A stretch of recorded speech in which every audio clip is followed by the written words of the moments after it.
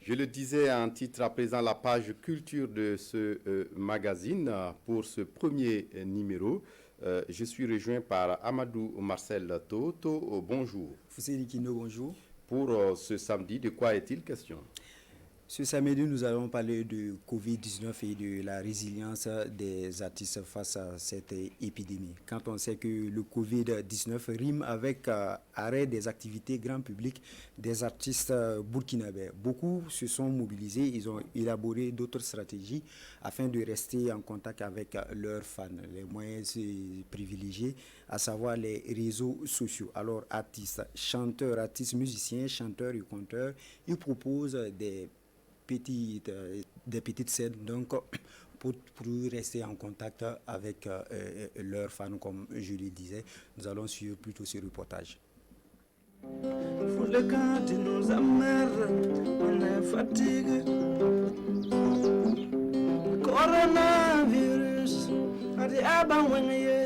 Il fait partie de ceux qui mettent à contribution leur talent artistique contre le coronavirus. Cette épidémie qui paralyse presque tout dans le secteur de la culture. Pour la majorité des créateurs burkinabés, l'heure est à la réinvention de l'art pour toujours communier avec les fans en cette période. C'est les mêmes difficultés que tout le monde. Peut-être la particularité des artistes, c'est vrai qu'on a arrêté toutes les répétitions et les prestations. Mais pour le moment, il y a d'abord le studio qui me préoccupe parce que je profite de ça pour me perfectionner en arrangement. En plus de ça, j'essaie de faire des directs de temps en temps. Et souvent aussi, j'ai fait des prestations, soit de l'acoustique en direct ou bien souvent, quand on m'invite à faire un live Facebook, voilà, je le fais pour ces temps de confinement. On est bien suivi et le public, les fans sont reconnaissants. Ils reconnaissent que ça apporte un peu de joie dans le confinement, dans la situation actuelle.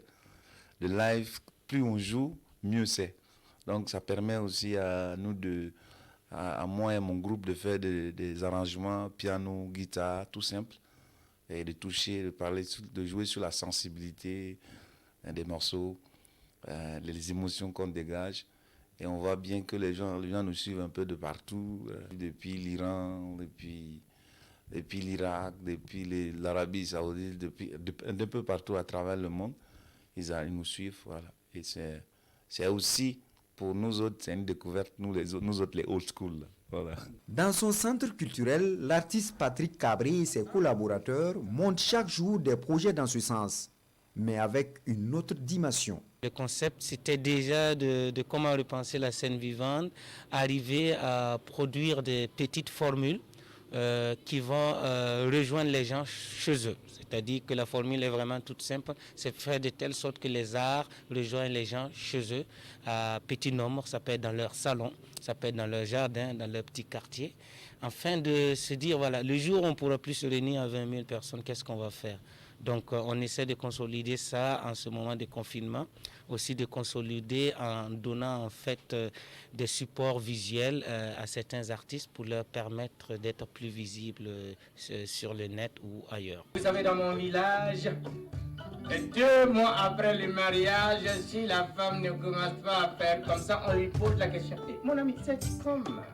En ces moments de résilience artistique, le conte est aussi privilégié pour édifier les amoureux de cette discipline.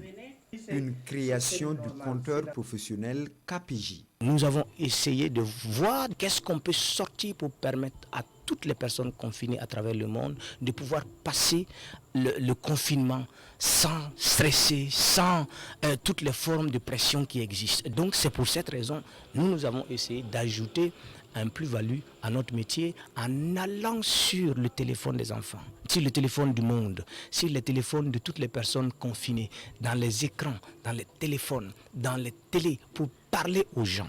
C'est-à-dire qu'il faut aller plus près des gens. Des représentations de ce genre, il en a fait une 50aine depuis l'avènement du Covid-19 au Burkina. Comme quoi, la lutte contre le Covid-19 est aussi culturelle. Voilà, Marcel Tho, en réalisant ce reportage, certainement que vous avez aussi eu le temps de vérifier un peu l'application, le respect des mesures barrières pour lutter contre le Covid-19 au sein du monde artistique. Effectivement, partout où on est passé, chaque artiste, on voit déjà les dispositifs prononcés par le ministère de la Santé, à savoir des lave-mains, port de cache-nez, comme vous l'avez suivi dans le reportage. En tout cas, on peut dire que tout c'est respecté. Oui. KPG nous a rejoints sur ce plateau. KPG, bonne arrivée. Merci, bonjour. Merci de nous rejoindre. On vous l'a vu dans le reportage. Vous faites de la résilience contre le Covid-19, comme pour dire que la création, la dimension créatrice, la dimension du créateur ne doit pas s'arrêter à ce que peut-être on voit de façon banale. Non, parce qu'en fait, en tant qu'artiste, normalement, l'artiste c'est celui-là qui écoute le monde, qui écoute le bruissement du monde, qui écoute la nature. Et donc, ça nous permet d'être en contact direct avec le réceptacle même de la création. Donc, c'est pour ça, en tant que conteur, il a fallu se réadapter et essayer de faire des choses pour pouvoir lutter contre cette pandémie à coronavirus. Alors, KPG, oui, bonjour. Alors, on peut dire, KPG, on l'a vu avec d'autres artistes. Hein. Oui. Est-ce que le Covid-19, c'est une source d'inspiration pour vous? Je peux dire qu'en fait, c'est une pandémie qui est arrivée, mais en tant qu'artiste, c'est ce que je disais, il faut réadapter. Je sais que moi, j'ai déjà écrit une histoire, un spectacle qui va sortir après Covid-19, par rapport à ce que j'ai entendu, par rapport à tout ce que j'ai vu. Tout comme le spectacle Kosiam, c'est une fable que j'ai écrite qui s'inspire de l'insurrection populaire. Aujourd'hui, je regarde ce qui se passe dans le monde à travers cette pandémie et puis je vais réécrire une fable aussi pour parler, pour fixer cette histoire aussi, pour marquer l'histoire. Alors, Fousseni Kindo l'a annoncé tout de suite, on voit que c'est une forme de résistance au Covid-19 ouais. que vous êtes en train de faire. Est-ce que vous confirmez cela ouais. quand on sait que vous perdez gros, à savoir chaque spectacle, vous perdez au moins 3 000 à 3 500 euros. C'est bien ça, non? C'est exactement ça, parce qu'en fait, mon spectacle, quand je le vends, ça fait 3 500 euros que je joue. Chaque fois quand je joue, par représentation, ça fait 3 500 euros. Et quand on compte le nombre de festivals, le nombre de spectacles qui ont été annulés, donc ça veut dire que je perds gros. Et c'est-à-dire, ce n'est pas moi seul, c'est-à-dire que toute mon équipe, l'administration, les musiciens qui jouent avec moi, donc toute cette équipe-là perd.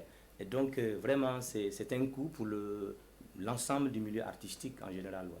Alors, produire sans rien recevoir en retour, c'est quoi vous recherchez à la fin? Non, en réalité, ce n'est pas produire sans rien recevoir. C'est-à-dire, c'est une façon pour nous d'être en contact permanent avec notre public. Parce que nous avons la chance de voyager un peu partout pour partager la parole qui nous vient de l'atelier de la Forge. L'atelier de la Forge, c'est très important, il faut que je le précise, parce que nous avons notre atelier de la Forge qui est un espace qui porte tous nos projets de création. Et dans cet espace-là, nous créons nos spectacles, c'est comme ça que nous modélons nos spectacles, c'est là que nous allons transformer et puis partager avec le reste du monde. Et partager avec le reste du monde, c'est un plaisir pour nous de partager parce que l'artiste qui joue se perfectionne. L'artiste qui quitte les scènes pendant longtemps, ça veut dire que tu perds aussi la main comme un conducteur qui fait 10 ans, 15 ans sans conduire. À un certain moment, tu oublies aussi les gestes. Voilà. Oui, KPG, vous l'avez dit, vous êtes fils de forgeron, petit-fils de forgeron et peut-être arrière-petit-fils de forgeron. Oui. Et pour vous, les mots se forgent dans la forge, dans l'inamovible enclume, comme vous aimez le dire. Pour vous, la relation entre la parole et la forge, c'est quoi finalement? C'est-à-dire que dans cet atelier de Palouknaba, inamovible enclume, c'est un espace de création. Et vous savez, dans l'espace de l'atelier de l'inamovible enclume Palouknaba, c'est-à-dire il y a 3 espaces. Et ces 3 espaces-là, c'est l'univers du marteau enclume, il y a l'univers du zouglar soufflé et l'antre du quintga. Et dans ça aussi, il y a ce qu'on appelle les outils opérationnels. Et chaque outil joue un rôle essentiel. C'est-à-dire chaque outil participe à la création de l'autre. Et chaque outil assume son rôle. Et c'est pour cette raison, quand on va avec ces outils-là, on ne va jamais voir une pince qui va jouer le rôle du marteau. On ne va jamais voir le marteau jouer le rôle de l'aiguille, sinon tu atteins ton niveau d'incompétence. Donc c'est pour ça, nous, on prend toujours l'atelier de cette allégorie-là pour repartir dans le monde où nous vivons, parce que le conte traite de la question de l'humain.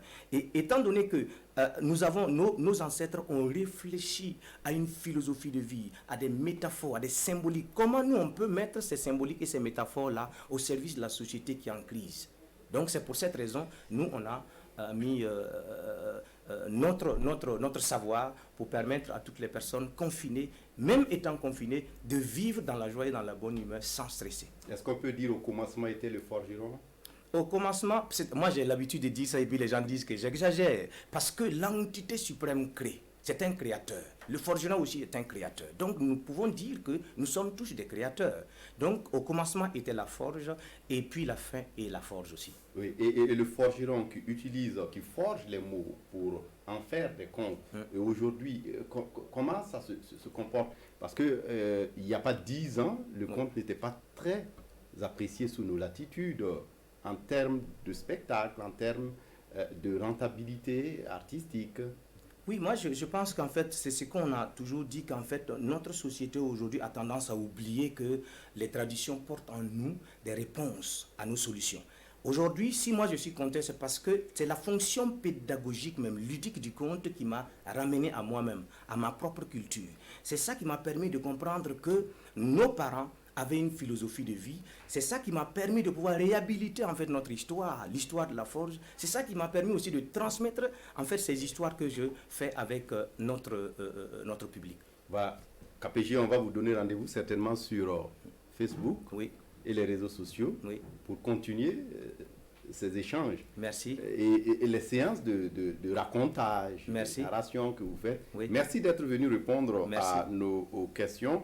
Alors, Marcel Tau, peut-être une dernière question avant qu'on ne libère notre invité.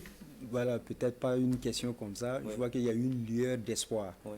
Quand on sait que, c'est vous-même, vous l'avez dit, on peut vaincre le Covid-19 par la culture. Oui, c'est-à-dire que moi je pense que une fois qu'on maîtrise notre culture, la maîtrise de notre culture est une arme puissante qui nous permettrait de pouvoir vaincre n'importe quelle agression qui vient d'ailleurs. D'accord. Voilà. Merci d'être venu à KPG. Merci beaucoup. Bien. Donc, à présent, la page sport de ce journal.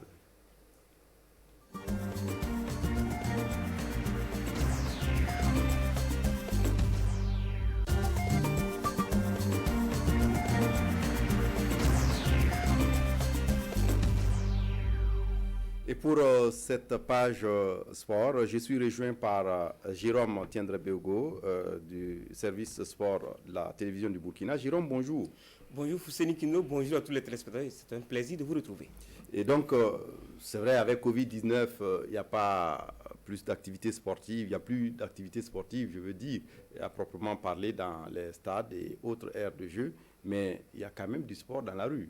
Oui, vous savez, les Burkinabés s'adonnent de plus en plus au sport de maintien.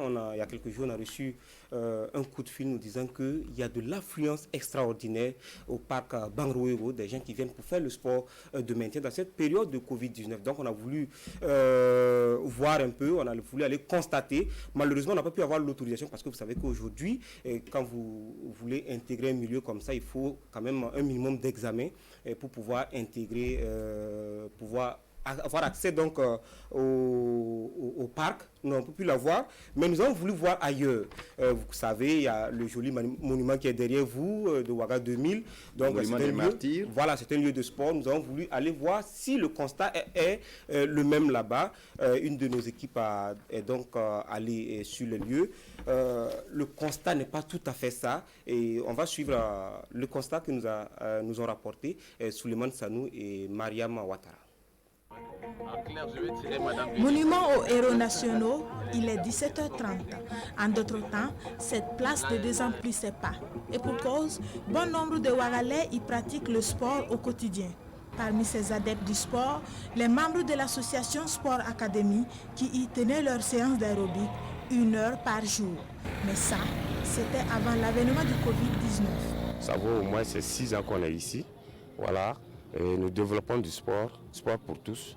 Voilà, nous donnons la santé à la population. Effectivement, à cause du coronavirus et puis la mesure gouvernementale, bon, vraiment, on était obligé d'arrêter. La crise sanitaire n'a pourtant pas eu raison des habitudes de Christophe Dima.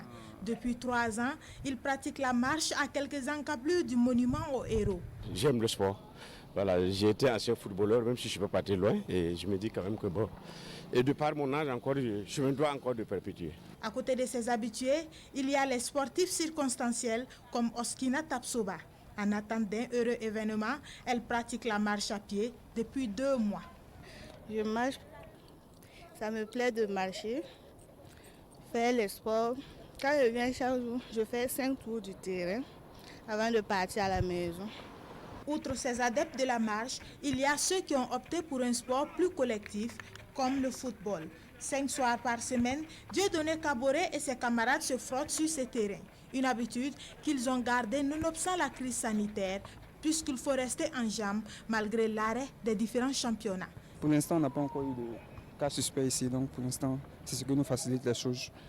Précaution, vous savez, sur le foot, on ne peut pas éviter de se toucher. Donc, on joue comme si on jouait au football, sans pression, quoi.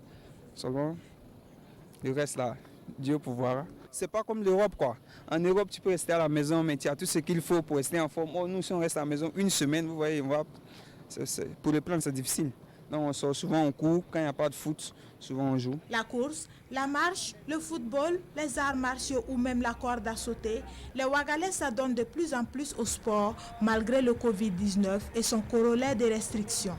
Mais si les bienfaits du sport sont de notoriété publique, il convient tout de même de prendre quelques précautions afin d'en bénéficier de façon optimale.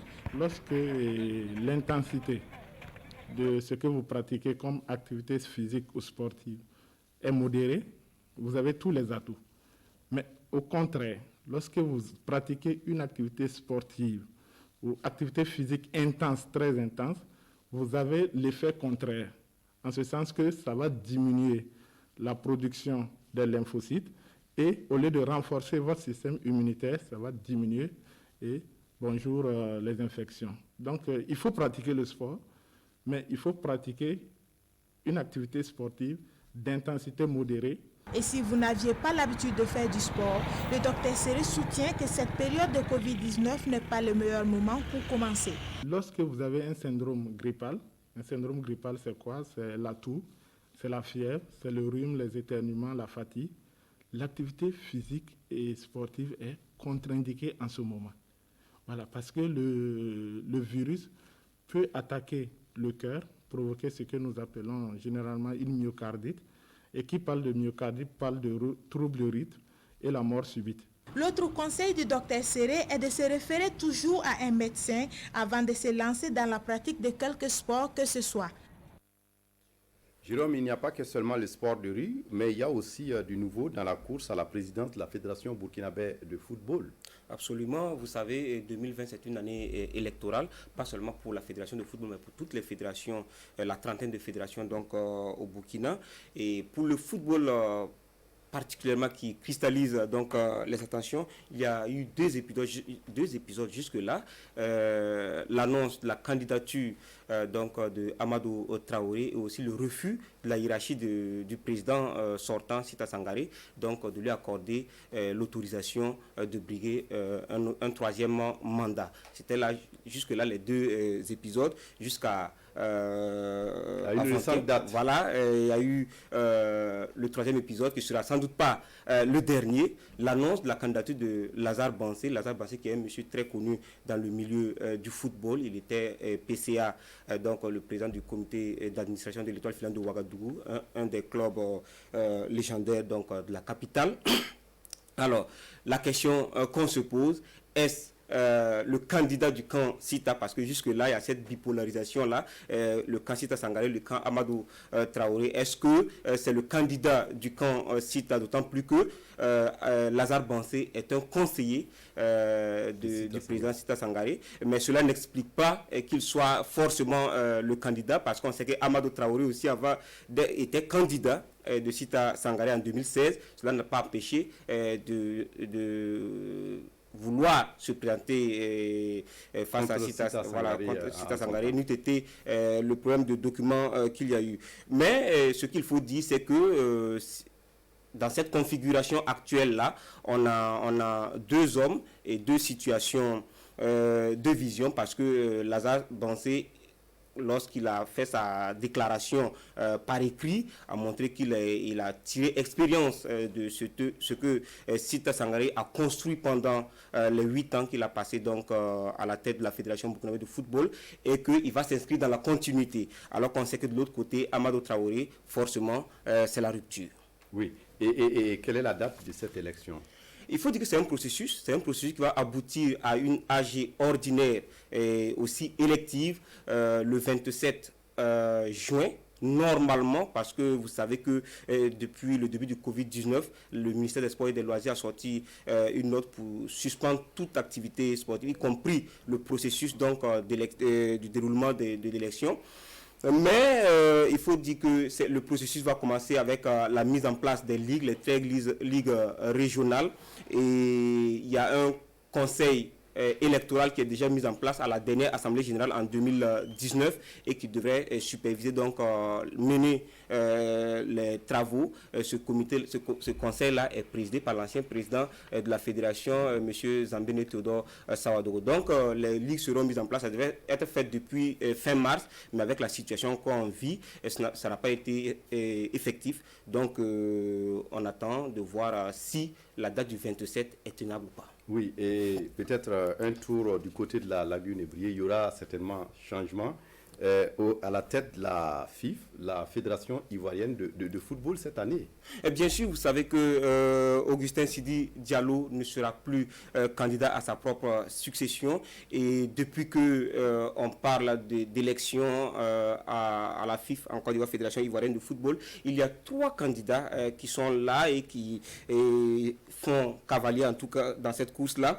Sori Diabaté, Didier Drogba, qu'on ne présente pas du tout, et Idriss Diallo. Donc actuellement, c'est la course à la pêche aux voix. On sait qu'il y a le corps électoral est constitué de plusieurs entités, et il faut pouvoir présenter un programme pour donc s'attirer les faveurs des différentes entités là. On sait que Didier Drogba, l'épisode qui avait beaucoup retenu l'attention, c'est que les anciens internationaux de football ivoirien avaient tourné le dos à Didier Drogba. Il y a des individualités qui le soutiennent, mais là il s'agit d'avoir donc la bénédiction des structures pour pouvoir prétendre être à la Maison du Verre à Trècheville en 2020. Oui, juste en 10 secondes, est-ce qu'il y a autre chose au programme ce week-end? Malheureusement, vous savez, ce créneau que la direction a bien voulu accorder au service des sports, c'est bien sûr aussi pour donner le programme du week-end. On sait que du côté sport, chaque week-end, c'est un programme alléchant. Malheureusement, on est dans une situation de Covid, donc ce week-end, il n'y aura pas grand-chose côté sport, mais il y a de bonnes perspectives parce qu'on commence à déconfiner un peu en Europe. On sait que la Bundesliga, le championnat allemand, va reprendre ses prévus pour le 16, donc déjà si on peut avoir ça. Mais cela ne nous empêche pas d'honorer nos rendez-vous. Lundi, vous aurez Intégral Foot, qui est notre nouvelle émission qui traite de football de haut niveau, rien que du football de haut niveau, football d'élite. Donc c'est lundi à 21h et on va parler des sujets qu'on n'a pas pu développer ici, notamment l'élection à la Fédération burkinabé de football, également l'annulation des championnats, la dernière mesure donc, de la Fédération et bien d'autres sujets. Merci à vous, Jérôme, d'être passé